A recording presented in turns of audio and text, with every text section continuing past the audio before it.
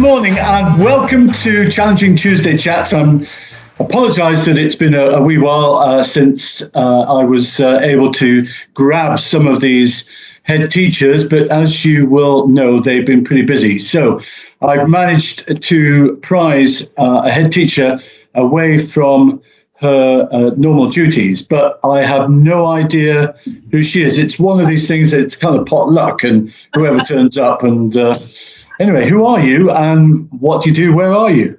Well, Greg, thank you. Yes, I'm glad you know who I am. But lucky me today to be selected out of the hat. I'm Cath Bufton Green. I'm a head at Gateway School.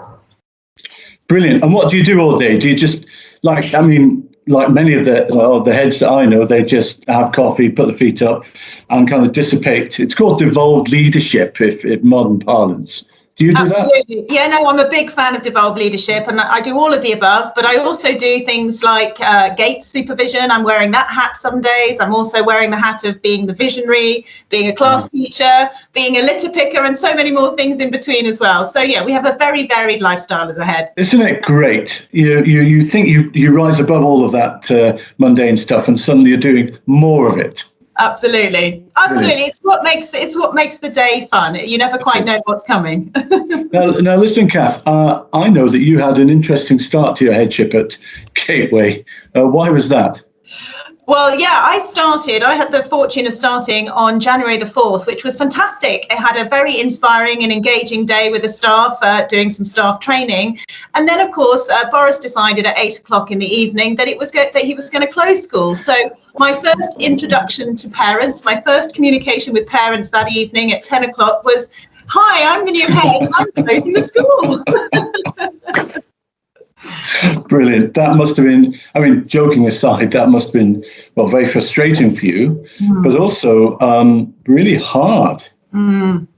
It was because, as you know, being a head, it's all about people and relationships. That's relationships with the pupils, with the staff and with the parents. And when you're in a school that, obviously I turned up day 2 with some staff in school because, of course, we had some children of critical care workers. But it's just not the same. You can't build those relationships in the same way. And that was the challenge for me. We had staff on rota, so I did see most of the staff over the course of the lockdown in a face-to-face, in a physical face-to-face version. But in order to try and get to know the pupils, I was dropping into lessons, taking form times, doing stories. And I also I wrote a postcard to every single child. I wanted them to feel that personal connection. And that was also a way of parents seeing the human side of me as well, because I wasn't seeing them really either. Yeah, gosh, well done for making it this far and looking actually so fresh. Thank you. We'll come back to that in a minute if we may. So having been head at Gateway now for nearly 5 months, how would you describe it? Well, it's a wonderfully nurturing school, and it's a school that I think really does nurture the individual and every child and helps them develop and become those confident, capable beings to move on to the next stage of life, whilst, of course, getting the potential out of them in their academics too, but keeping them unique and individual, which I think is really important. And I know that you've got some plans for the school, and I was lucky enough to hear about them last week. And we won't have time, but we might come back to you, Cath, if we may, to learn about those. I looked at a new book on pedagogy recently. I thought it's surely good. And I must share that with some of the head teachers. It's called Literacy Beyond the Classroom. Have you heard of that? I have. Do you mean this one? No, that's brilliant. Yeah. What's it say at the bottom? Well, you see, I've done one more than read it, you see, because I actually co-wrote it. Oh, my goodness. Well, I wouldn't have read it had I known. It was really good. Well, thank you, Greg. That's very kind of you. No, I had the fortune of Dominic Traynor, who's the other author, invited me to join him in creating this great book, because both of us shared the same passion of bringing learning to life wherever possible. And obviously literacy is a hugely important and main aspect really to access any type of learning. You've got to have good literacy skills. And it was, the passion to bring real life to the learning experiences, to specifically provide writing activities that can really engage the children, and they're writing for a real purpose. So it was an absolute joy to work with Dom and to create it. So I was really, really chuffed to be invited. Look, Cath, and I know you're really proud of it, as you should be. It's a really good book to have just on your shelf to bring off to help you. So that's brilliant. How you find time to do all these things, I don't know. Have you got if there was a new head teacher starting in September, have you got one tip for that head teacher? Absolutely, and it's a tip that I'm sharing because I didn't take the same advice when I first started way back, 14 years ago when I started headship. And that would be, it's okay not to know everything, and to actually use your networks to be able to lean on and ask those questions and look for support. So that is absolutely critical, I would say, for a new head. Brilliant. Well, I'll tell you what, I'm going to edit that snippet out. I'm going to share that with all our new heads in the group. Good. So thank you very much.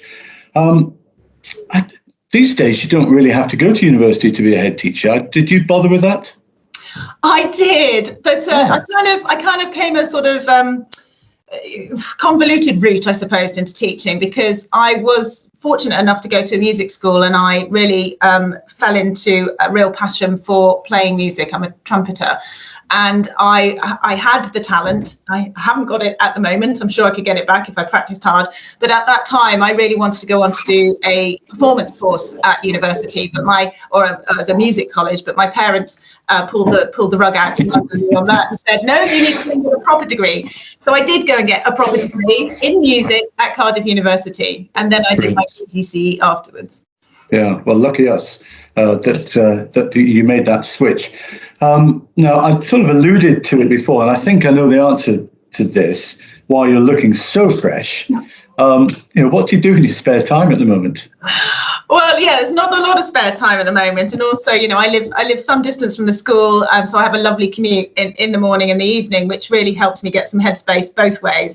But when I do have spare time, I've got two youngest children. They're growing up quickly now, 12 and 9, so a lot of time is spent with them or running around after them at the weekends with their various activities that they're doing. But I do love to get outside, be outdoors, go for a walk. I love to try and keep fit where I can in between the busy life that we have. And if I'm not doing that, then I'm coaching rugby on a Sunday where my children play rugby. And I love to read. Sometimes it's reading books that help me as a professional and be a better version of myself, to be a better leader. But otherwise, it's a nose lost in a good old crime thriller, which was going to be my other career, potentially. Oh, well, let's look forward to that. So are you a forwards coach or a backs coach? Because you played rugby, didn't you? I did. When I was at Cardiff, I kind of got immersed in the Welsh lifestyle. Both my parents were Welsh. My dad was a pretty good rugby player in his time. He wanted his little rugby player, and he got 4 daughters. He stopped at 4 daughters. But when I was at Cardiff, I got immersed in it. I thought, I'm going to give rugby a go. So I took it up in my second year and absolutely loved it. So and played through university, played for Premiership team Clifton when I moved back down to Somerset, and then I also played for London Welsh when I moved into London, and then I was selected to play for the Welsh team as well. So my dad got his rugby player eventually, maybe not in the conventional way, but yes, I did. And I was a forward, but now I coach the minis. We don't have the seconds. Thank goodness for that. And how many caps did you get for Wales? Only 3. I hurt my back. And then I decided actually maybe rugby was a bit of a dangerous game, and I'll go back to netball, and actually had much more of a serious accident playing netball than I ever did in rugby. Dear. There you go. Well, you did. I got 1 cap for the Welsh under 15s, and then I got dropped because I was rubbish. You did twice as well as I did. Cath, what do you think? Is there any silver lining that's going to come out of the last 12 months? And if there is, it would be good to hear what you think it is. Yeah, I think there have been a few sort of silver linings. On a personal level, I think many of us, me included, are now looking at things and not taking them quite so for granted. And I think that can only be a good thing sort of worldwide for so many reasons. But on a professional level as well, what I feel is really a good silver lining from this last year to 18 months is that it's really put the dialogue of what is an education on the map. It is about time we kind of, tore up the rule book a little bit and become a little bit more creative, innovative, forward thinking about what an education for our current pupils should look like in order to make sure that they are, real world ready. Yeah. Do you know, I'm absolutely there with you. And one of my tasks, I think, is to help head teachers stop the slippage of teaching going back to how it was. So, yeah, I know you feel like that. Anyway, look, that's enough about you, Cath. Great. Let's find out some of the important questions. Right, I'm going to give you 2 words. You pick one. Okay, go for it. Right. Fish or chips? Fish, all the way. Oh, gosh. Okay. Wallace or Gromit? Oh, Gromit, I think. Yeah, because Gromit is he's the biggest supporter of Wallace, who's always making, mishaps. And I think, he's a loyal friend. So Gromit. Yeah, I think so. What about this one? Margaret Thatcher. Oh. You're probably too young but Margaret Thatcher, historical figure, or Nicola Sturgeon? Oof. I love this one. Do you know Nicola Sturgeon, because she's a bit more of a risk taker, and I like that. Yeah, I get that. Right, a bit more down to your roots. Disco or punk? Disco. Disco. I like a good disco. Yeah. A pen or keyboard? Huh. Despite the fact that I'm pretty forward thinking and keyboard, technology is definitely something I buy into, I'm still a bit of an old school when it comes to taking notes and things. So pen.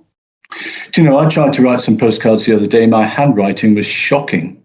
I tell you what, after writing my 283 to my pupils, I tell you what, my hand and my writing was pretty shocking too. I bet it was.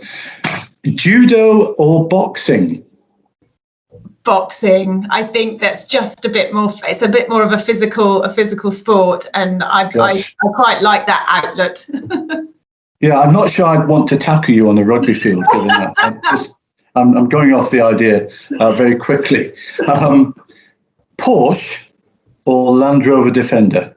I love this question, which comes up all the time, and I'm really sorry, David. Despite the fact that you're my link education director, I have a Land Rover Discovery Sport at the moment, but my husband's really keen on the Defender, and we might be moving to that next. So I'm sorry, David, it's Land Rover. Hooray! Oh, do you know, I love you even more now that I know who you are, and those answers, brilliant. Cath, thank you for giving up your precious time to have 15 minutes of nonsense, but we've learned a lot about you. Thank you. We wish you every success when head teaching gets back to normality. So lovely. Thank you so much, Greg. That wasn't too painful. So thanks very much.